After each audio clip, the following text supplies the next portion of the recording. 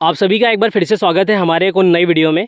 तो आज हम बात करने वाले हैं HD 3385 गेहूं की वैरायटी के बारे में। पूरा डिटेल से डिस्कस करेंगे कि HD 3385 जो गेहूं की वैरायटी है ये किस तरीके से परफॉर्म कर रही है, किस तरीके से हमने अभी तक मैनेजमेंट करके रखा है। सारी चीज़ें आज के वीडियो में हम पूरा डिटेल से डिस्कस करेंगे।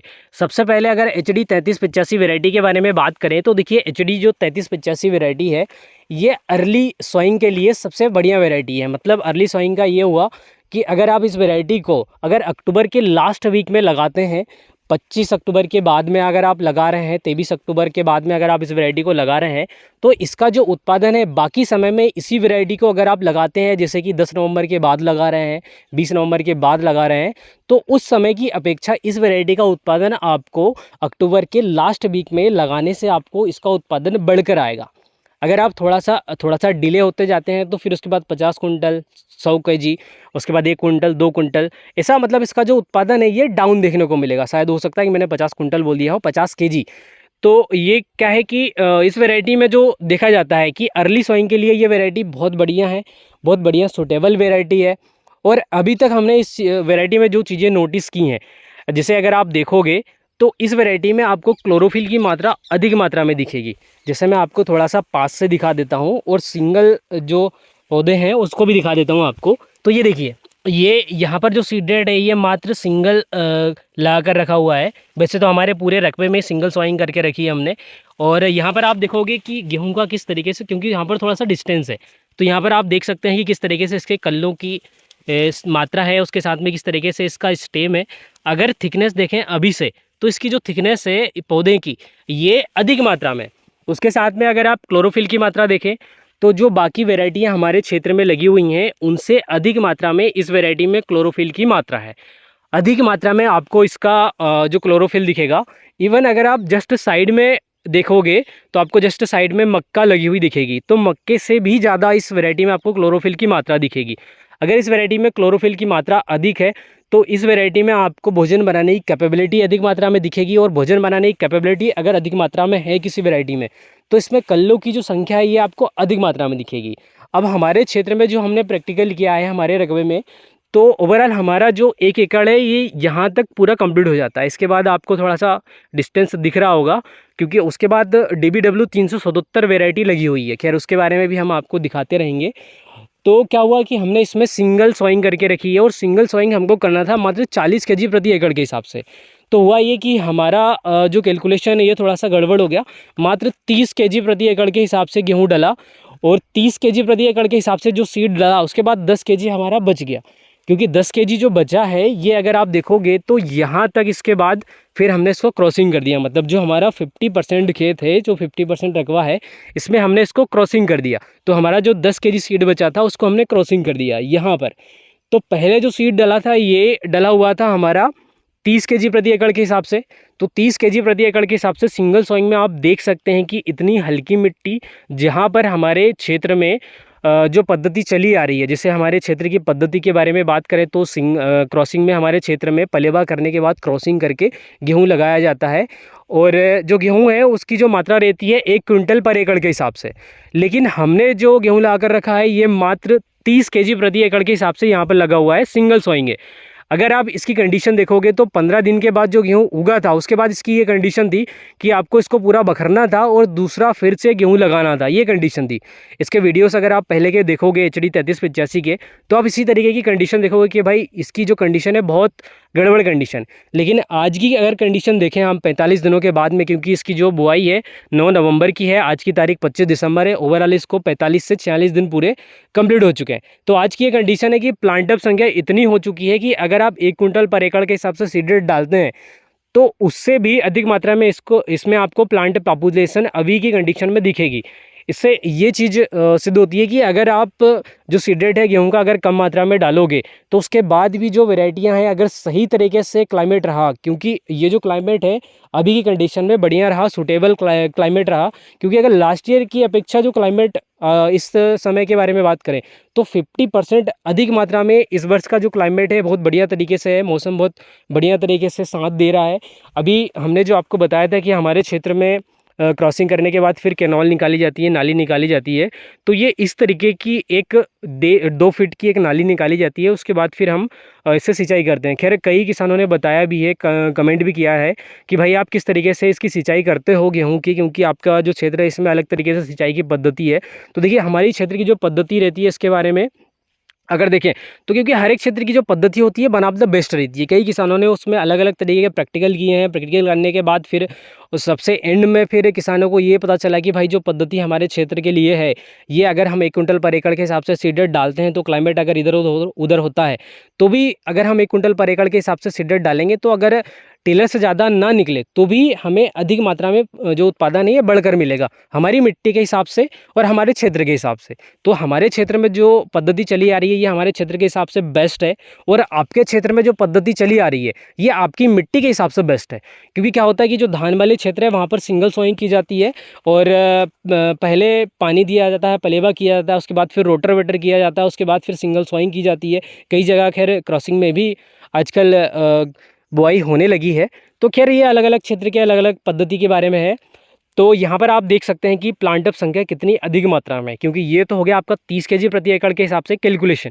उसके बाद यहाँ पर हमारा जो क्रॉसिंग में डला है गेहूँ, इसमें क्या हुआ कि फर्स्ट में इधर 30 केजी प्रति एकड़, उसके बाद फिर हमारा जो हुआ वो 10 केजी प्रति एकड़, सॉरी 20 केजी प्रति एकड़। तो 30-20 50 केजी प्रति एकड़ के हिसाब से क्रॉसिंग में गेहूं लगा हुआ है। तो 30 केजी प्रति एकड़ के हिसाब से और 50 केजी प्रति एकड़ के हिसाब से क्रॉसिंग में आप देख सकते हैं कि दोनों में कितना डिफरेंस है। यहाँ अगर आप देखोगे तो आपको गेहूँ में थोड़ा सा ऐसा लगेगा कि भाई थोड़े से टिलर कम है इसकी अपेक्षा, बाकी टिलर है नहीं कम। बाकी अगर यहाँ देखोगे तो इसकी अपेक्षा आपको गेहूं इधर थोड़ा सा हल्का फीका लगेगा, लेकिन इधर देखोगे इधर जो पत्तों की थिकनेस है ये अधिक मात्रा में। यहाँ अगर हम देखें तो देखिए ये जो पत्ते हैं इसकी जो थिकनेस है ये देखिए, ये चौड़ाई मोटाई अगर आप देखोगे तो इसकी आप देखोगे तो अधिक मात्रा में है, लेकिन इसकी अपेक्षा अगर हम इस साइड देखेंगे तो थोड़ी सी जो थिकनेस है कोई ज़्यादा विशेष फर्क नहीं है, बस हल्की सी जो थिकनेस है ये कम मात्रा में। लेकिन यहाँ की ये कंडीशन है कि यहाँ अगर आप देखोगे तो आपको पैर रखने के लिए जगह नहीं मिलेगी, ये कंडीशन मिलेगी। यहाँ अगर आप थोड़ा सा ध्यान से देखोगे तो आपको ये लगेगा कि यहाँ से जो गेहूँ इधर लगा है जो क्रॉसिंग वाला है इसकी हाइट थोड़ी सी ज़्यादा है, और यहाँ से जो गेहूँ सिंगल लगा हुआ है इसकी जो हाइट है थोड़ी सी कम है। तो सिंगल और क्रॉसिंग करके गेहूँ लगाने का आप ये कैलकुलेशन समझ सकते हैं। और मेरा आप सभी से यही कहना है कि अगर आप हरदा डिस्ट्रिक्ट से हैं और आपके क्षेत्र में अगर क्रॉसिंग में गेहूं लगता है तो अगर आप 20 केजी प्रति एकड़ के हिसाब से लगा रहे हैं या फिर आप 10 केजी प्रति एकड़ के हिसाब से लगा रहे हैं, अगर आप 5 केजी प्रति एकड़ के हिसाब से भी गेहूं लगा रहे हैं तो भी आपको क्रॉसिंग में ही लगाना है, ताकि आपको सही तरीके से जो गेहूँ का डिस्टेंस है ये मैनेज हो पाए। क्योंकि क्या होता है कि जैसे ये जो जगह छूट गई तो ये जो गैप है आपको दिखेगा नहीं। अब यहाँ से अगर आप इधर देखोगे तो सिंगल में आपको अलग दिखेगा कि भाई ये गैप रह गया, लेकिन यहाँ से अगर आप क्रॉसिंग में देखोगे तो आपको इधर गैप मिलेगा ही नहीं। ये है इसका क्रॉसिंग में और सिंगल में लगाने का फ़ायदा। क्या होता है कि अगर आप सिंगल लगाते हो तो इसमें जो सीड से सीड का डिस्टेंस है ये आप इस तरीके से लगाते हो, बिल्कुल पास पास में लगा देते हो। लेकिन आपका गेहूँ अगर क्रॉसिंग हुआ तो क्रॉसिंग में अगर आपका गेहूँ प्लांट टू प्लांट डिस्टेंस अगर आपका 4 इंच रहा, 6 इंच रहा तो बहुत बढ़िया तरीके से इसके टिलर भी निकलेंगे और बहुत बढ़िया तरीके से इसका परफॉर्मेंस भी रहेगा। तो गेहूँ आप जब भी लगाएं आपके क्षेत्र में, क्योंकि लगभग 2 साल से हम ये ट्रायल करते आ रहे हैं कि हमारे क्षेत्र में हम सिंगल लगाएं, तो जो सिंगल हमने लगा कर देखा है उसमें यही कंडीशन है कि हमने जो पौधे से जो मतलब सीड से सीड का जो डिस्टेंस है ये तो हमने पास कर लिया, और जो रो से रो का डिस्टेंस है ये हमारा दूर हो गया। मतलब 7 इंच पे अगर आपका रो से रो का डिस्टेंस है तो मेरा ऐसा मानना है कि आपका जो एक पौधा है इसका जो डिस्टेंस है ये चारों साइड से भले ही 3-3 इंच आ जाए, 2-2 इंच आ जाए, अगर इतना डिस्टेंस भी होता है पौधे के चारों साइड तो उसको जो न्यूट्रिशन वैल्यू उठाने की जो क्षमता रहती है अधिक मात्रा में रहती है, उसको थोड़ा सा आई साइड थोड़ा सा गैप ज़्यादा मिल जाता है। क्योंकि अगर आप सिंगल में लगा रहे हैं तो यहाँ रो से रो का डिस्टेंस आपका ज़्यादा हो जाएगा, लेकिन जो प्लांट से प्लांट का जो डिस्टेंस रहेगा, पौधे से पौधे की जो दूरी रहेगी ये आपकी थोड़ी सी पास हो जाएगी। तो ये चीज़ें रहती है थोड़ी सी जो माइनस ही रहती हैं। अब यहाँ पर आप देखोगे कि हमारे जो मिट्टी है मतलब बहुत हल्की है यहाँ की, क्योंकि ये जो टेकर है आपको ये दिख रही है आपको आसपास की यहाँ की इतनी जो टेकर है इसमें बहुत हल्की मिट्टी है, कंकड़ पत्थर पर्याप्त मात्रा में। ये देखिए इस तरीके की मिट्टी है। खैर इससे भी मिट्टी खराब, इससे भी मतलब खराब मिट्टी को खराब नहीं बोल सकते, मतलब इससे भी जो हल्की मिट्टी रहती है उसमें भी किसान अपना उत्पादन ले रहे हैं। थोड़ी सी ज़्यादा मेहनत लग रही है लेकिन अच्छा उत्पादन मिल रहा है। तो देखिए क्या है कि इसमें टिलर की कोई समस्या है नहीं, बाकी हल्की मिट्टी अगर आपकी भारी मिट्टी रही, सभी मिट्टी के लिए ये वैरायटी सूटेबल है। तो ओवरऑल मैंने आपको पूरी फील्ड दिखाई है कि किस तरीके से हमारा अभी तक का जो मैनेजमेंट है HD 3385 का ये रहा है, किस तरीके से हमारी गेहूँ की वैरायटियाँ लगी हुई हैं। अभी आपने नीचे की कंडीशन देखी किस तरीके से गेहूँ लगा हुआ है, लेकिन यहाँ की कंडीशन देखें, थोड़ी सी हाइट कम है, पत्तों की थिकनेस थोड़ी सी कम है, लेकिन उसके बावजूद भी बहुत बढ़िया तरीके से मुझे ये वैरायटी लगी, क्योंकि इसमें क्लोरोफिल की मात्रा अधिक है। और जिस वैरायटी में क्लोरोफिल की मात्रा अधिक रहेगी, इस वैरायटी का उत्पादन आपको बढ़कर ही मिलेगा। हमेशा आप किसी भी वैरायटी को देख लो, अगर उसमें क्लोरोफिल की मात्रा अधिक है तो उसका उत्पादन आपको बढ़कर ही मिलेगा।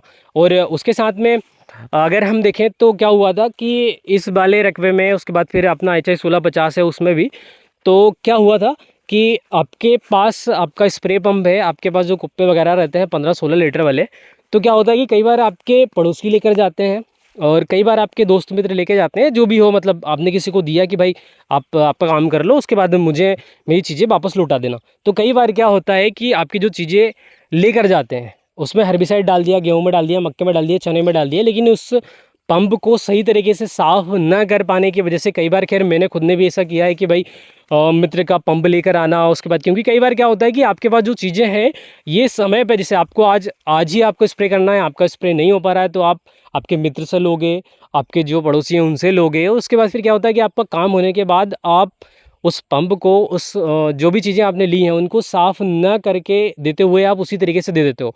तो कहीं न कहीं एक जो छोटी सी लापरवाही होती है उसकी वजह से किसान का बहुत बड़ा नुकसान हो सकता है। जैसे अगर हम देखें तो कई बार ये होता है कि आपने किसी को कुप्पे दिए, किसी को पंप दिया, उसने सही तरीके से साफ़ नहीं किया। जैसे मान लीजिए कि हमने मक्के में स्प्रे किया पंप से, और पंप से स्प्रे करने के बाद हमने उसको साफ़ नहीं करा, उसको रख दिया। मतलब आपने किसी को दिया, उसने आपका पंप जो साफ़ नहीं किया, उसके बाद फिर आपने उसमें गेहूँ में उठाकर डाल दिया, उसके बाद आपकी कंडीशन कुछ इस तरीके से हो गई। ये देखिए, इस तरह की कंडीशन होगी। तो ये जो एक चीज़ है, इसको आपको ध्यान में रखना चाहिए कि भाई अगर हम किसी की चीज़ें लेकर आ रहे हैं तो उसको उसी तरीके से दें जिस तरीके से हमने लेकर आए थे, ताकि ना ही उसका नुकसान हो और ना ही कभी हमारा नुकसान हो।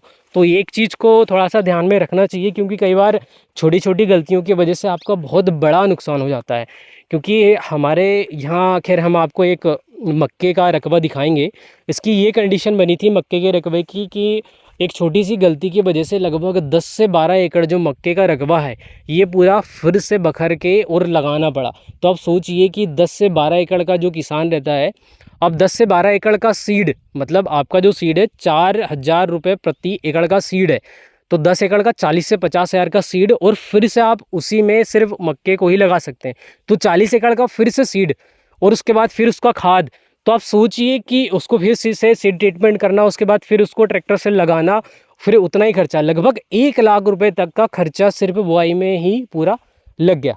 तो मतलब आपकी जो फसल निकल रही है, अगर वो फिर से आपने लगा दी और अगर उसका उत्पादन भी आपको 50 कुंटल प्रति एकड़ के हिसाब से मक्के का मिल गया, तो भी आपका फ़ायदा और नुकसान लेवल में ही रहा, क्योंकि आपने जितना पैसा उसमें बुआई में लगा दिया है, उतना जितना निकलेगा उतना पैसा आपका पूरा पहले ही लग चुका है। तो एक छोटी छोटी जो गलतियां होती हैं उनकी वजह से किसानों का बहुत बड़ा नुकसान हो जाता है। तो जब भी आप लेकर आओ या फिर आप किसी से काम करवाओ, तो एक चीज़ विशेष रूप से ध्यान में रखने की है, जो कि खैर लगभग सभी किसान इस चीज़ को समझते हैं, लेकिन आप थोड़ा सा अगर उसको नज़र थोड़ा सा बोलने में सही हो नहीं पा रहा है, थोड़ा सा अगर आप नज़रअंदाज कर रहे हैं तो उसको थोड़ा सा आप सही तरीके से रखें कि भाई हमें अगर किसी की चीज़ लेकर आना है तो उसको सही तरीके से हम वापस फिर दे भी सकें।